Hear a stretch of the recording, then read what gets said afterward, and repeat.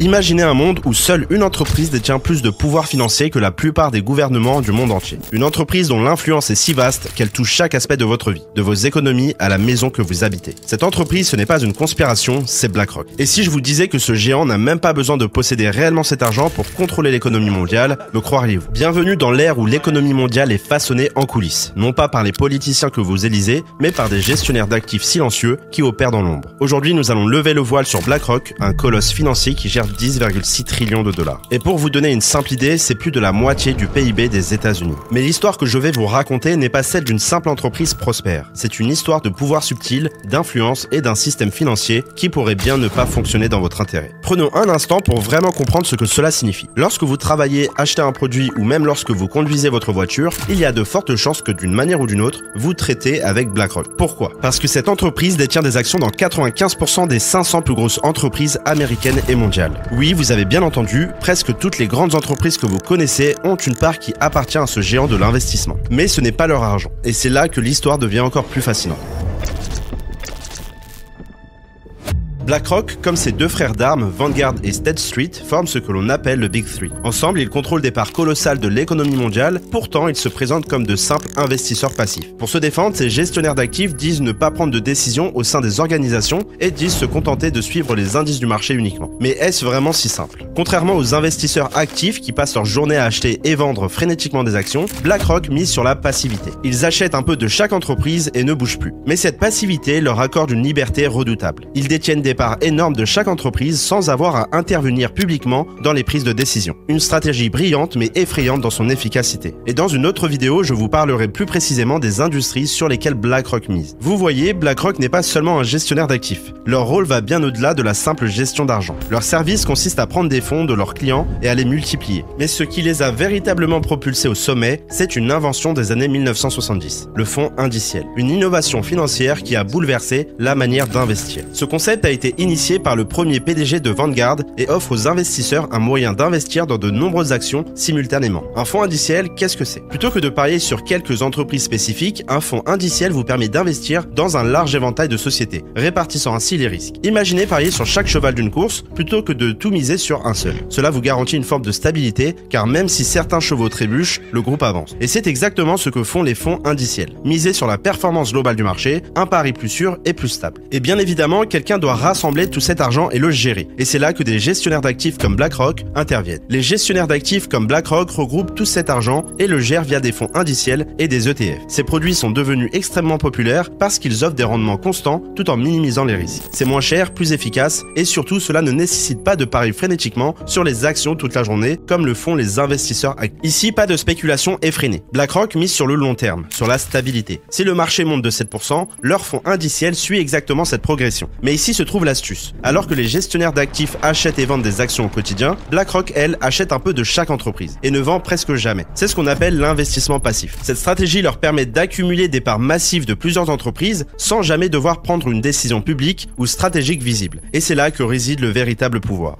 Et pourquoi cet investissement passif est-il si crucial pour eux? Parce qu'il leur donne une couverture légale presque parfaite. Ils ne peuvent pas vendre toute leur part d'une entreprise d'un seul coup sans provoquer un chaos sur le marché. En se positionnant comme des investisseurs passifs, ils s'épargnent bien des ennuis. Ils détiennent des parts si importantes qu'ils influencent de facto l'économie mondiale, tout en prétendant ne rien faire d'autre que de suivre les indices. Une position de force incroyable en toute discrétion. Et restez avec moi car nous n'avons fait que de gratter la surface de ce géant financier. La vérité derrière BlackRock est bien plus profonde. Et la prochaine fois que vous ferez vos courses ou que vous allez interagir avec une entreprise, souvenez-vous que ce nom pourrait bien se cacher derrière chaque transaction que vous effectuez. Et le vrai pouvoir est souvent celui que l'on ne voit pas. Mais alors, à qui appartient tout cet argent? Imaginez ceci. La majorité de l'argent que BlackRock et ses pairs gèrent ne leur appartient même pas. Il vient des investisseurs institutionnels, ces grandes entités comme les fonds de pension, les compagnies d'assurance, les fondations universitaires ou encore certaines organisations à but non lucratif. Des noms impressionnants, mais si on creuse un peu, on découvre que derrière ces institutions se trouvent des gens ordinaires comme vous et moi. Votre retraite, l'assurance vie que vous avez souscrite, les économies mises de côté pour les études de vos enfants, tout cela est indirectement placé entre les mains de ces géants de la finance. Et pourtant, bien que ce soit votre argent, vous n'avez souvent aucun contrôle sur où il est investi. Vous ne choisissez même pas quelle entreprise en bénéficie bénéficient. Surtout quand on sait que ce ne sont pas nécessairement les rendements qui les intéressent le plus. Et non, la véritable source de profit pour BlackRock et les autres ne vient pas des bénéfices générés par les investissements eux-mêmes. Ce qui les fait prospérer, ce sont les frais qu'ils prélèvent à leurs clients. Et c'est là leur véritable trésor. Plus ils augmentent la valeur des actifs qu'ils gèrent, plus leurs revenus gonflent en même temps. Mais alors comment arrivent-ils à maximiser cela? Eh bien en attirant toujours plus de clients et en encourageant ceux qui l'ont déjà fait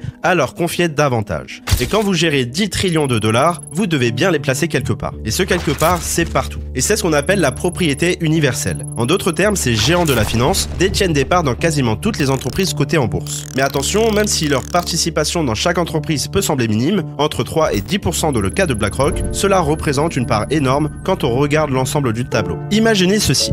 Dans les 500 plus grandes entreprises mondiales, BlackRock est souvent un des principaux actionnaires. Une participation de seulement 5% peut sembler petite à première vue, mais dans une entreprise où les actions sont dispersées, cela vous place parmi les plus grands actionnaires individuels. Et à ce niveau-là, vous avez une influence considérable. Et prenons l'exemple d'Amazon. Le Big Three, c'est-à-dire BlackRock, Vanguard et State Street, possèdent ensemble 16% des actions d'Amazon. Et vous savez combien Jeff Bezos en détient? Eh bien, seulement 9%.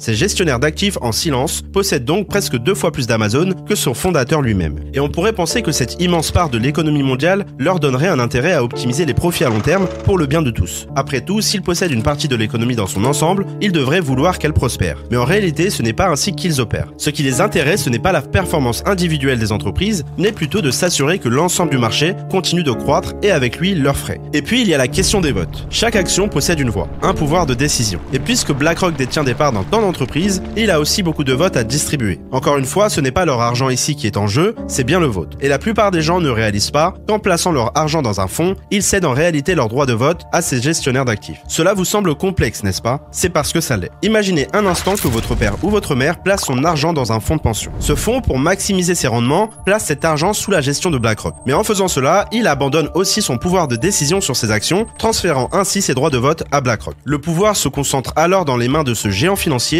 qui peut voter massivement dans les entreprises où il détient des parts, influant ainsi les décisions de gestion tout en restant apparemment passif. Mais alors, comment BlackRock et ses pairs utilisent-ils réellement ces votes? Selon une étude de 2017, la réponse est simple. Ils votent presque toujours en ligne avec ce que recommande la direction de l'entreprise. Pourquoi? Eh bien, pour comprendre ceci, il faut remonter aux années 80 pour comprendre. À l'époque, les gestionnaires d'entreprise utilisaient l'argent de leur compagnie pour des avantages luxueux, jets privés, bureaux somptueux, et parfois ils réinvestissaient même dans leurs employés. Mais cela ne plaisait pas aux investisseurs. Pour aligner les intérêts des dirigeants sur ceux des actionnaires, ils ont commencé à offrir des options sur actions, liant ainsi directement leur rémunération au profit de l'entreprise. Résultat, les dirigeants se sont retrouvés incités à maximiser les bénéfices à tout prix, souvent au détriment des employés ou de pratiques éthiques. Et cette boucle est encore d'actualité aujourd'hui. Dans le passé, les choses étaient assez différentes. Prenons par exemple l'époque de nos grands-parents. À cette époque, une plus grande proportion de la population possédait des actions. Et cela fonctionnait un peu comme une sorte de démocratie pour ceux qui avaient les moyens d'investir. Chaque actionnaire pouvait voter sur des sujets clés comme les élections au conseil d'administration, les décisions de fusion et d'acquisition ou encore la rémunération des dirigeants. Le pouvoir était plus largement réparti et chaque décision impactait directement ceux qui détenaient ces actions. En 1945, environ 94% des actions étaient détenues par des ménages. Cela signifiait que l'investissement boursier était accessible à plus de gens ordinaires. Mais aujourd'hui, le paysage a changé radicalement. Maintenant, les ménages ne détiennent plus qu'environ 40% du marché boursier. Et sur cette fraction, presque la moitié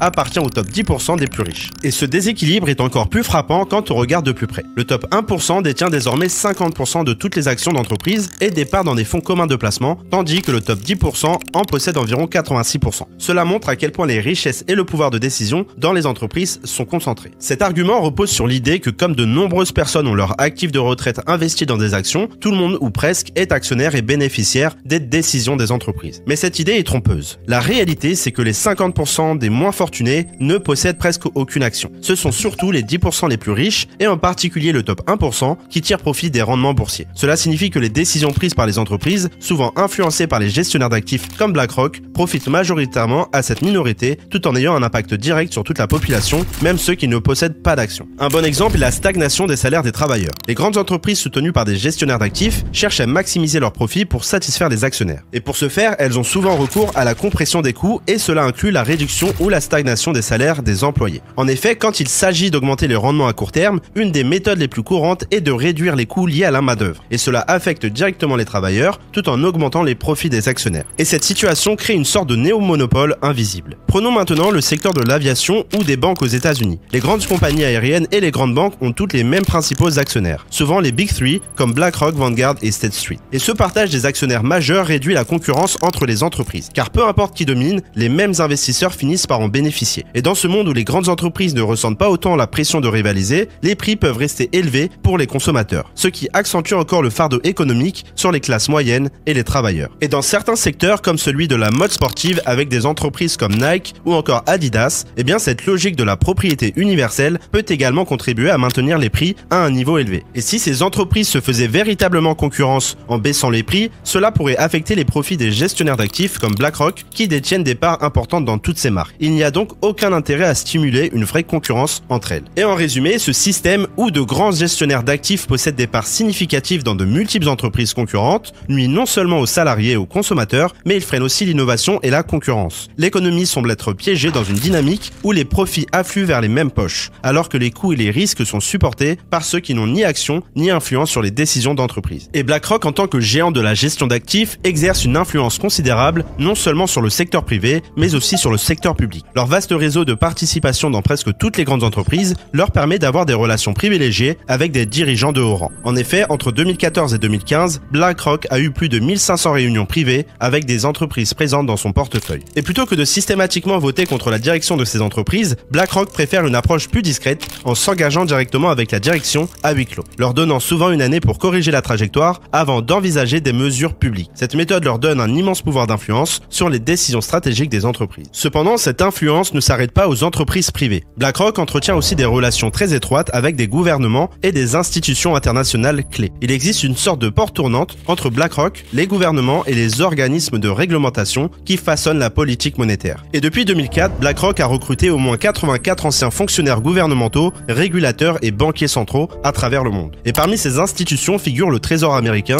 la Réserve fédérale, plusieurs banques centrales européennes et même le FMI. Et cette proximité entre le pouvoir politique et économique est à la fois continue et systémique. Larry Fink, PDG de BlackRock, siège lui-même au conseil d'administration du Forum économique mondial et a même tenté de devenir secrétaire au Trésor sous la présidence potentielle d'Hillary Clinton en 2016. Par ailleurs, l'influence de BlackRock sur la politique financière mondiale a pris un tournant majeur en 2008, au moment de la crise financière. La volatilité des marchés était sans précédent et les traders disaient n'avoir jamais vécu une journée aussi chaotique. Après cette crise, le gouvernement américain a créé le Financial Stability Oversight Council, une instance destinée à superviser des entités comme BlackRock qui, bien que non bancaires, contrôlent des sommes colossales. Et ce conseil a reconnu que BlackRock était si grande qu'une défaillance de leur part pourrait provoquer une nouvelle crise économique. Et c'est pourquoi ils ont essayé d'imposer une surveillance plus stricte. Pour conclure, la situation décrite dans cette analyse de BlackRock illustre un phénomène intrigant et préoccupant. La manière dont les grandes sociétés de gestion d'actifs interagissent et se possèdent mutuellement, créant ainsi un système financier quasi fermé. Bien que BlackRock soit un acteur majeur, ce qui est encore plus frappant, c'est que Vanguard et State Street,